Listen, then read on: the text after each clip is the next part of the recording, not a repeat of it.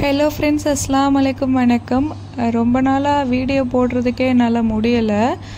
பெருநாளுக்கு உள்ள வீடியோவே ரீசெண்டாக இப்போ தான் அப்லோடே பண்ணினேன். பேர்ட்ஸ் கூடயும் டைம் ஸ்பெண்ட் பண்ண முடியல. இந்த வீடியோ வந்து கரெக்டாக இன்றைக்கி எடுக்கிறேன். April 19 எலெக்ஷன் அன்றைக்கி எடுக்கிற வீடியோ. மார்னிங் ஒரு 12 o'clock தான் என்னோடய பேர்ட்ஸுக்கு வந்து தண்ணி மாற்றுறதுக்காக போனேன். எப்போதும் நோன்பு டைம்லலாம் நைட்டே மாற்றிடுவேன். அதே மாதிரி நைட்டு எப்போதும் போல் 8 to 9 அப்போவே மாற்றிடுவேன். திருப்பி வந்து காலையில் வந்து அந்த தண்ணியை பார்த்தோன்னா குப்பையாக்கி வச்சிடும். அதனால் வந்து இந்த சம்மர் டேஸுங்கிறதுனால காலையிலையும் நைட்டு 2 வேளையும் மாற்றுற மாதிரி இருக்குது. உங்களுக்கு பார்த்தா தெரியும், இது வந்து லூட்டினோ ரெட் கேப்போடது. சிக்கு வந்து நெஸ்ட் அவுட் ஆகி கீழே நிற்கிது. இல்லைனாக்கா நான் இப்போவும் பார்க்கலன்னா மற்ற பேர்டு எல்லாம் நல்லா கடிச்சிருக்கும். ஏன்னா இதை வந்து ஓரளவுக்கு நல்லா ஃப்ளை பண்ணுது, அதனால் மற்ற பேர்டு எதுவும் கடிக்க முடியல. உங்களுக்கு பார்த்தா தெரியும், நல்லா பறக்குது. அதனால தான் எப்போ பாட்டை விட்டு கீழே இறங்குச்சின்னு தெரியல, நானும் கவனிக்கலை. காலையிலேருந்து விழுந்திருக்கு போல இருக்குது. நான் 12 மணிக்கு தான் மேலே போய் பார்த்தேன். நல்லதாக போச்சு, எந்த பேர்டும் கடிக்கலை. நான் இதுக்கு முன்னாடியே சொல்லியிருப்பேன், இந்த மாதிரி நெஸ்ட் அவுட் ஆகிற ஸ்டேஜில் உள்ள காலனியில் அந்த பிரச்சனை வரும். நெஸ்ட் அவுட் ஆகும்போது உள்ள சிக்கு தெரியாமல் வந்து ஃபீடு வாங்குறேன்னு சொல்லி கீழே விழுந்துருச்சுனாக்கா காலனியில் இருக்கிற மற்ற பேர்டெல்லாம் கொன்று போட்டுருண்டு. அது மாதிரி எனக்கு நடந்திருக்கு, இந்த வாட்டியும் நடந்திருக்கு. நான் சொல்லியிருப்பேன், அந்த ரோஸ் கேஜில் உள்ள க்ரீன் ஃபிஷர் சிக்கு வந்து குட்டீஸு 4th சிக்கு அது மாதிரி கீழே விழுந்து மற்ற பேர்டெல்லாம் கடிச்சிடுச்சின்னு நான் சொல்லியிருப்பேன் உங்ககிட்ட வீடியோவில். உங்களுக்கு பார்த்தா தெரியும், இந்த பேரண்ட்டு மட்டும் ஃபெதர் எதுவுமே ப்ளக் பண்ணவே இல்லை. இதுக்கு ஆக்சுவலாக இதுதான் ஃபஸ்ட்டு கிளச்சு. இந்த குட்டீஸ் எல்லாம் நல்லாவே வளர்த்துடுச்சு. இதுதான், ஏன்னா அது 2-3 வாட்டி எக்கு வச்சு அதுக்கு ஹேட்ச் பண்ண தெரியல, அதாவது இன்குபேட் பண்ண தெரியல. இந்த ஒரு வாட்டி தான் அழகாக ஃபீடு கொடுத்து நல்லா பார்த்துக்குச்சு.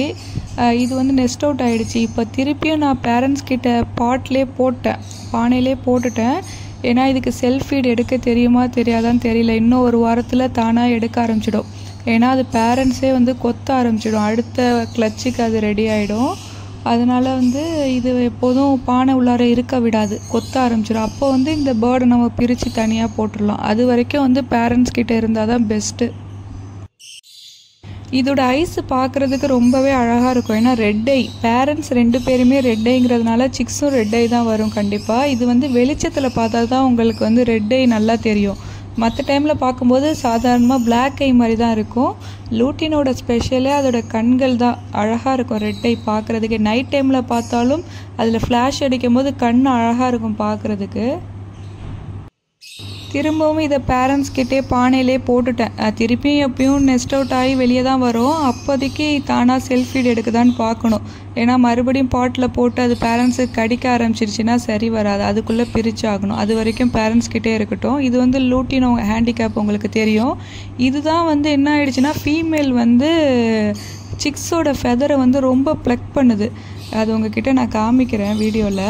அந்த ப்ளூ கேஜில் வந்து இந்த லூட்டினோ தெரியுது இல்லையா, இது வந்து மேலுன்னு தெரியுது எனக்கு பார்க்கும்போது. இந்த மேலே டான்ஸ் ஆடிட்டு இருக்குது பார்த்தீங்களா, அது வந்து மேலுன்னு நினைக்கிறேன்.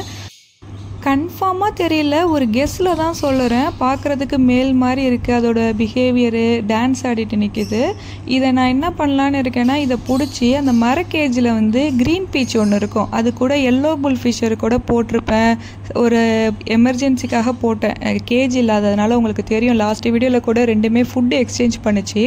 அதனால் அந்த எல்லோ புல் ஃபிஷரை பிரிச்சுட்டு இதை பிடிச்சி தூக்கி அதில் போடணும். அதுவும் நைட் டைமில் தான் பிடிக்க முடியும், இல்லைனா இந்த பகல் டைமில் கண்டிப்பாக எல்லாம் அடிச்சுக்க ஒன்றோட ஒன்று பறக்கிறேன்னு சொல்லிட்டு.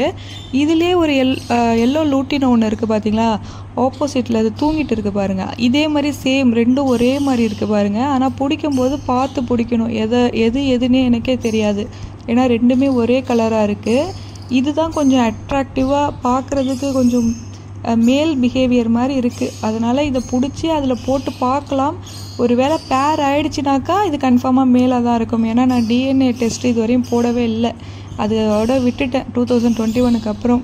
வீடியோவில் கூட சொல்லியிருக்குவேன், இது மாதிரி காலனியில் நம்ம பார்த்து பிடிச்சி பேர் பண்ணால் தான் உண்டு, இல்லைன்னா ஒன்றுமே பண்ண முடியாது, டிஎன்ஏ தான் எடுக்கணும். நான் சொன்னேன் இல்லையா, லூட்டினோ ஹேண்டிகேப்போட சிக்ஸு ஃபெதர் ப்ளக்கிங் ரொம்ப மோசமாக இருக்குது. இதோட ஃபீமேல் எதனால் இப்படி பண்ணுதுன்னு தெரியல, ரத்தம் வர அளவுக்கு ஃபெதரை வந்து ப்ளக் பண்ணுது. அந்த குட்டியை பிடிச்சி அன்றைக்கி தான் வந்து நல்லா மஞ்சளோடு சேர்த்து வேப்பெண்ணெய் போட்டு விட்டேன். அதை பிடிக்கலான்னு பார்த்தாக்கா அது வெளியில் ஓடிட்டு சரி இதுதான் ரொம்ப பிடுங்கி வச்சிருந்துச்சி. உங்களுக்கு பார்த்தா தெரியும், கழுத்துக்கிட்டலாம் கூட ஃபெதர்ஸே கிடையாது சுத்தமாக.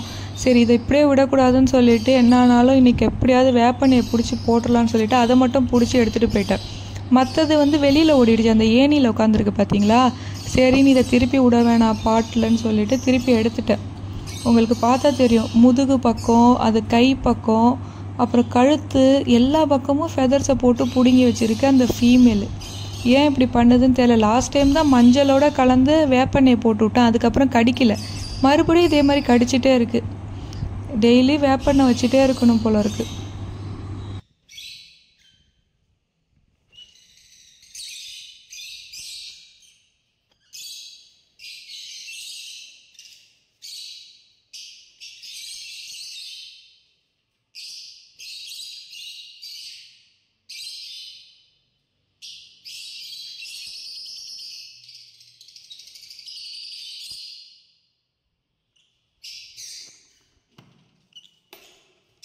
வேப்ப எண்ணெய் வந்து கீழே இருக்குது, அதனால் இதை பிடிச்சி நான் கீழே தான் எடுத்துகிட்டு போகணுன்னு சொல்லிவிட்டு இதை கையில் வச்சுக்கிட்டேன். திருப்பி பாக்ஸில் விடலை. இதை ஒன்றை மட்டும் போய் போட்டு வந்துடலான்னு சொல்லிட்டு 4th பாக்ஸில் லாஸ்ட் வீடியோவில் காமிச்சிருப்பேன், ஒரு க்ரீன் ஃபிஷர் சிக்கு வந்து ஹேட்ச் ஆகிருக்குன்னு சொல்லிட்டு.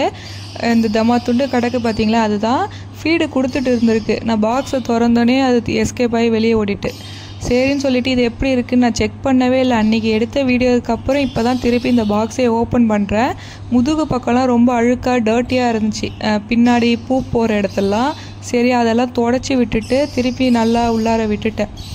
ஏன்னா இந்த பேர்டும் எனக்கிட்ட மடியில் தான் வச்சுருந்தேன். அந்த லூட்டினோ ஃபெதர் ப்ளக்கான அந்த பேர்டும் மடியில் தான் இருந்துச்சு, பறக்கலை. ஏன்னா பறக்குது நல்லா, அதோட ரெக்கை நல்லா இருக்குது, நல்லா பறக்குது. ஏன்னா கேட்டுக்கு மேலே கொஞ்சம் இடுக்கு இருக்கும் சமயத்தில், அந்த மாதிரி ஓடி போயிடுச்சுனாலும் போய் பிடிக்க முடியாது. பக்கத்தில் ஃப்ளாட்டு, ஓடி போய் பிடிக்கிறதுக்குள்ளே எங்கேயாவது ஓடி போயிடும். அதுக்காக கொஞ்சம் ஜாக்கிரதையாக தான் பிடிக்கணும். பறந்துச்சுன்னா சொல்கிறேன். அதுக்கு தான் நான் எப்போதுமே வந்து பேர்ட்ஸுக்கு ஏதாவது மருந்து போடுறதா இருந்தாலும் சரி, கேட்டை ஓப்பன் பண்ணி பேர்ட்ஸை பிடிக்கிறா இருந்தாலும் எல்லா டோரையும் க்ளோஸ் பண்ணிவிட்டு எங்கேயும் இடுக்கு இல்லாமல் துணியை வச்சு மறைச்சிடுவேன், எங்கேயும் பேர்ட்ஸு பறந்து போகாத அளவுக்கு. ஏன்னா நிறைய வாட்டி எனக்கு பேர்ட்ஸ் அந்த மாதிரி கேட்டு திறக்கும் போது அப்புறம் தண்ணி மாற்றும் போதெல்லாம் பறந்து வெளியே போயிருக்கு. அதுக்காக சொல்கிறேன்.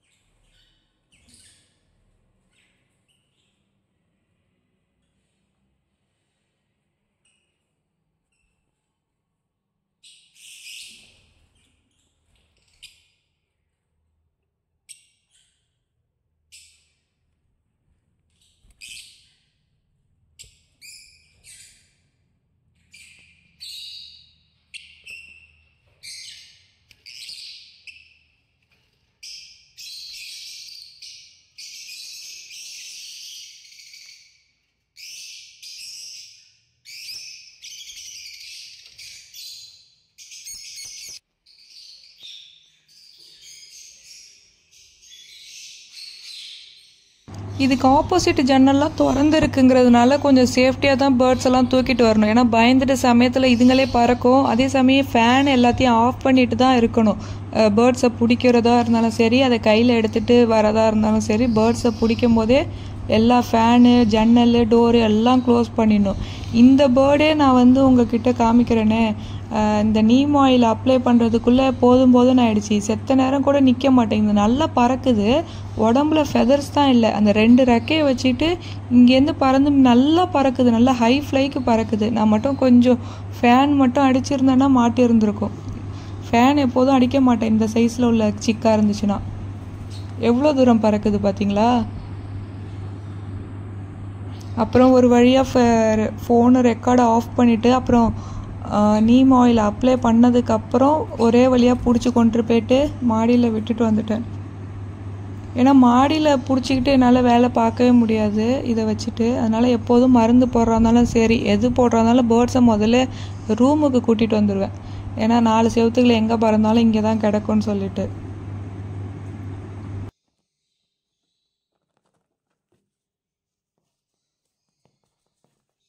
ஒரு வேலையாக பிடிச்சி போட்டுட்டேன் எண்ணெயை. உங்களுக்கு பார்த்தா தெரியும் முதுகு பக்கம் வேப்பெண்ணெயை போட்டுட்டேன். மாடியிலே இருந்துச்சுன்னா மாடியிலே பிடிச்சி போடுவேன். ஆனால் மாடியில் கொஞ்சம் சேஃப்டி கிடையாது.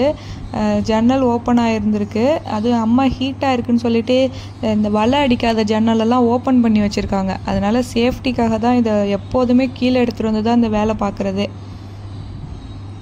இதை கொண்டுட்டு போயிட்டு அது லூட்டின ஹேண்டிகேப் பாக்ஸில் போட்டுட்டு இன்னொன்று ஒரு சிக்கை பிடிக்கலான்னு பார்த்தா அது என்னன்னாக்கா வெளியில் உட்காந்துருந்துருக்கு. உங்களுக்கு பார்த்தா தெரியும், அந்த ஏணி மேலே உட்காந்துருக்கு பார்த்தீங்களா, அது வந்து சிக்கு. இந்த பாக்ஸுக்கிட்ட உட்காந்துருக்கிறது தான் மேலு பெருசு, அது வந்து குட்டீஸு. அதை பிடிக்கலான்னு பார்த்தா ரொம்ப பயந்துட்டு இருந்துச்சு. சரி நைட்டு பிடிச்சி எப்படியாவது மருந்து போட்டுக்கலான்னு சொல்லிட்டு வெளியிலே தான் நின்றுது. உள்ளார பாக்ஸ் உள்ளே போயிருந்தாலும் பிடிச்சிடுவேன். அது பயந்துட்டு எல்லாரும் 3 பேரும் வெளியில் தான் நின்னாங்க. சரி பயமுடுத்த வேணாம் சொல்லிவிட்டு நான் க்ளோஸ் பண்ணிவிட்டு வந்துட்டேன். எப்போதும் நைட் ஒரு டைம் போய் பார்க்குவேன் இல்லையா, அப்போ பிடிச்சி மருந்து போட்டு விட்டுருவேன். ஒன்றும் பிரச்சனை கிடையாது. பிளாக் கேஜில் லூட்டினோ வந்து 4 எக்கு வச்சுருந்துச்சு இல்லையா, அது நான் சொல்லியிருப்பேன் பெருநாள் கிட்டத்தட்ட ஹேட்ச் ஆகுன்னு சொல்லிவிட்டு. ஏன்னா நான் கேன்லிங்கும் பண்ணி பார்க்கல. கடைசியில் 4 எக்குமே வேஸ்ட்டாக போயிட்டு எதுவுமே ஹேட்ச் ஆகலை. திருப்பியும் இது எக்கு வைக்க ஸ்டார்ட் பண்ணியிருக்கு. பார்க்கலாம் இன்ஷால்லா அடுத்த வாட்டி எப்படி இருக்குன்னு சொல்லிட்டு. வேறு எதுவும் புதுசாக அப்டேட் இல்லை ஃப்ரெண்ட்ஸ். இந்த சிக்ஸ் எல்லோரும் நெஸ்ட் அவுட் ஆகிட்டாங்க. மற்றபடி யாரும் இன்னும் எக் வைக்க ஸ்டார்ட் பண்ணவே இல்லை வெயில்னால். அடுத்தது இன்ஷால்லா பேர்ட்ஸுக்கு வந்து தீனி வாங்கிட்டேன். அதையும் நான் அடுத்த வீடியோவில் நான் கண்டிப்பாக காமிக்கிறேன். என்னோடய ஊர்லேயே வாங்கிட்டேன். ரொம்ப எதுவும் பெருசாக வாங்கலை. இது என்ன சாப்பிடுதோ அதை மட்டும்தான் வாங்கியிருக்கேன். சென்னையில் ஆர்ட்ரு பண்ணினாக்கா நல்லா ஹெவியாக ஆர்ட்ரு போடலாம். இங்கேங்கிறதுனால இப்போதைக்கு போதுன்னு சொல்லிட்டு கொஞ்சம் கம்மியாக தான் ஆர்ட்ரு போட்டிருக்கேன். அடுத்த வாட்டி